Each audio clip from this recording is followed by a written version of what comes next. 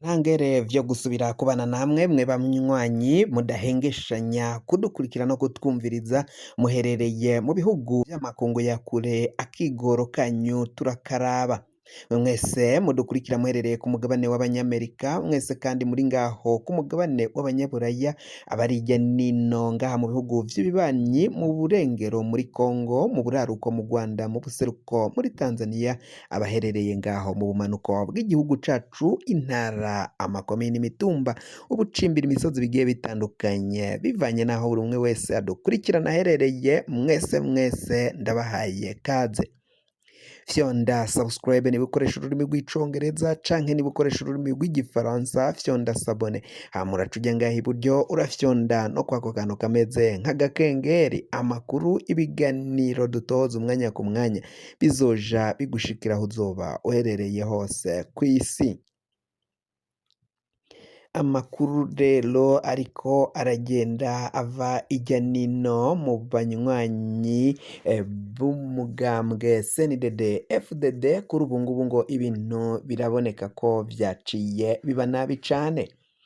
Pacifique Ninahazwe yikoze mu gahogo, afata ikaramu arandika, afata wino arandika kuri Facebook ku rubuga rwiwe, yaciye abaza leta y'u Burundi ibintu vyinshi cane bikomakomeye cane, kandi ivyo Pacifique Ninahazwe aciye ashira hanze biraboneka ko bifise imvo n'imvo yo kubivuga, birafise vyinshi bisiguye.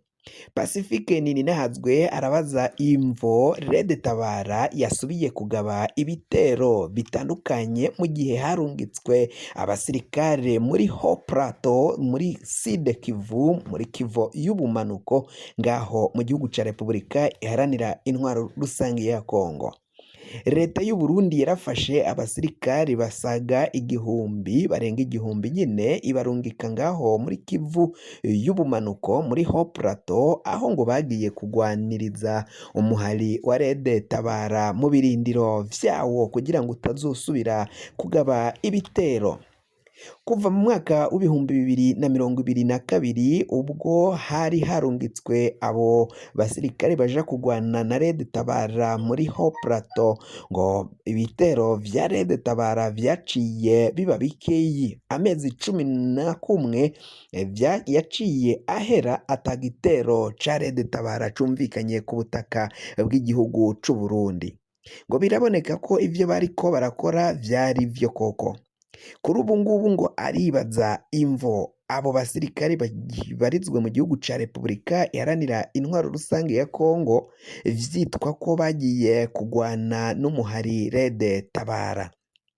Ni mu gihe umuhari Red Tabara wahejeje gushika ngaha mu gihugu cacu c'u Burundi, hakibazwa Red Tabara yoba igaba ibitero ku butaka bw'igihugu cacu c'u Burundi yinjiranye he, izanana he, kandi iyo isubiyeyo isubiranayo he?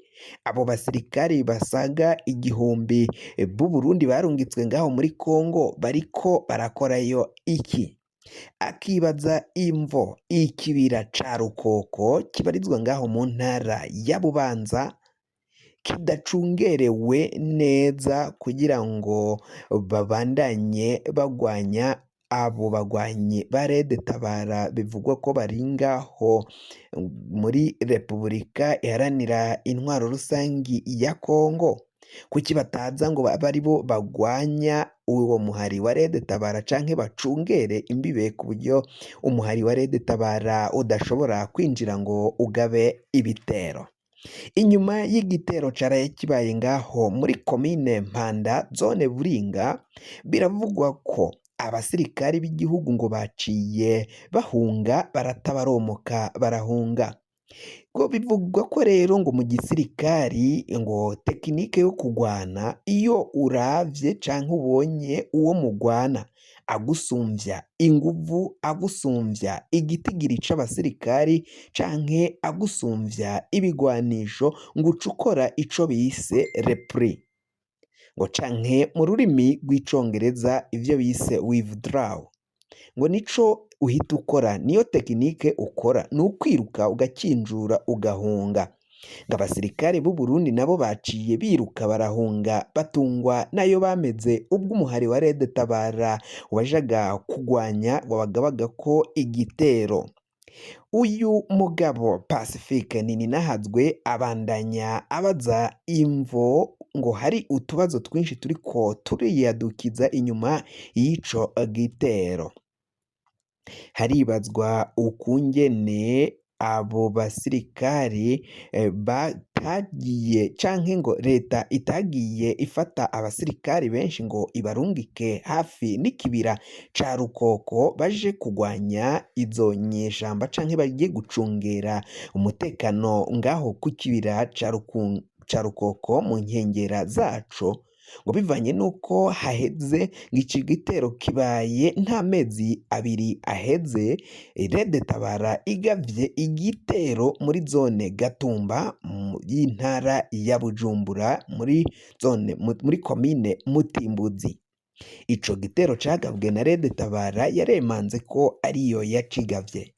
Mu nyuma igiheza kugaba ico gitero yarishe abasirikare benshi itwara ibigwanisho n'impuzu z'igisirikare. Nanone yagavye ibitero bibiri ngaho muri komine Mpanda zone Buringa, igaba ibitero ku birindiro vy'abasirikare.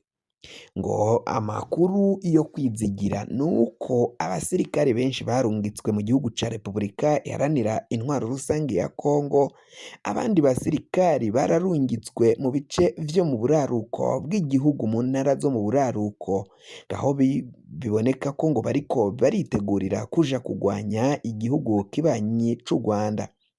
Amakuru rero ava ngaho muri izo ntara zo mu burengero no mu bumanuko, ntara ya Bubanza ahagavwe ivyo bitero n'intara ya Bujumbura, ngo hariyo abasirikari bakeyi cane, ngo ibirindiro bimwe vy'abasoda vyarafuswe abasirikare barabajana bose burundu, ngo ibindi birindiro vyarasigayemwo abasirikare b'intica ntikize, abasirikare bakeyi cane.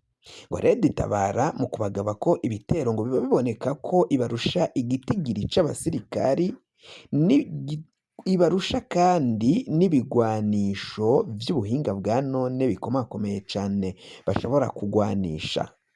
Ivyo nibiriko biragenda bivugwa bitangazwa n'abasesanguzi batandukanye.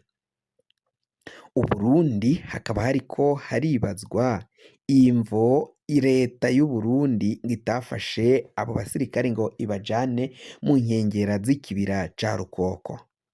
Ngico bikoze ibiboneka nuko igihugu c'u Burundi ata basirikare gifise. Batayo 7 zararungitswe muri Kongo kuja kugwana n'inyeshamba za M23. Biravugwa ko rero ngo Colonel Reveriyano Ndikuriyo yari yaciye atangaza ko abasirikari b'u Burundi n'abanyagihugu b'u Burundi batazosubira kumva umuhari wa Red Tabara. Yari yaciye yivugira ko Red Tabara yaheze ari amateka itazosubira kumvikana ngaha mu gihugu c'u Burundi. Hariko haribazwa Red Tabara none ubu ngubu ho iyo yaje ivahe? Abategetsi b'u Burundi kuki bahenda abenegihugu? Ni kuki badacungera umutekano w'abo benegihugu baba bageramiwe baturiye ikibira ca Rukoko? Ngo biraboneka ko abasirikari b'u Burundi atani nguvu bafise n'abahari, ngo bakeyi bari ngaho baraciye baromoka barigendera. Amakuru ariko arava ijya nino ngaha mu gihugu cacu c'u Burundi rero ngo umukuru w'igihugu Varisito Ndayishimiye ngo biraboneka ko yikundira amahera, n'abandi bategetsi bafatanije kurongora igihugu c'u Burundi ngo biraboneka ko ari abakunzi b'amafaranga canke b'amahera batitaye ku benegihugu nk'uko amakuru ariko aragenda avuga. Red Tabara ntiyakabaye yaragavye ivyo bitero ngaho muri izo ntara mu gihe bokabaye bafise abasirikare bahagije bo kurwanya uyu muhari wa Red Tabara, ahubwo abasoda babarungitse mu gihugu ca Repubulika Iharanira Intwaro Rusange ya Kongo kurwana n'umuhari w'inyeshamba za M23. Bivugwa ko rero kuri ubu ngubu biraboneka ko Uburundi buriko burarema umwansi mushasha, umwansi wa M23 ntiyahora ifitanye amakimbirane canke amatiku n'uyo muhari wa M23, ariko ngo kuri ubu ngubu kuva Uburundi bwararungitseyo abasirikare ngo ni umwansi mushasha igihugu c'Uburundi caciye ciremera, ivyo bikazokigirako ingorane zikomakomeye cane nk'uko bamwe bamwe mu basesanguzi bariko barabiraba akaba ariko bariko barabivuga. Kugira ngo amakuru mwene nk'aya aza gushikira wafyonda subscribe niba ukoresha ururimi rw'icongereza,